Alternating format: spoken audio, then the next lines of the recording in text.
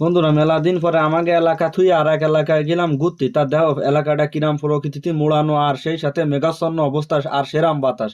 তা তোমরা দেখেই তো বুঝতে পারতেছো কিরাম পরিবেশ ছিল। পরিবেশটা আসলে উপভোগ করার মতো, তাই একটু ভিডিও করে রাখলাম তোমাকে সামনে উপস্থাপন করবো বলে। তা ভিডিওর পরবর্তী অংশ তোমরা নিজেরাই উপভোগ করো এবং কমেন্ট করে জানাই যাও। এই যে বাড়ি সোলার দিয়ে চার্জ নিচ্ছে বাড়ি। এই যে তুমি একটা ক্যামেরা কিছু সোলার দিয়ে কি বানাচ্ছো? বাড়ি ভবিষ্যতে সায়েন্টিস্ট হয়ে যাবে। বাড়ির সাথে যে জনগণ আছে বহুত, একে রেখে জনগণ। সাথে এই যে আমরা আইছি সনদ বাড়িকে এলাকায়, টুরি আইছি। বেশ কিছু মাছও ধরলাম। মাছ দেয়া বানি পরে ধুমা তো একটু কোনো বিষয়।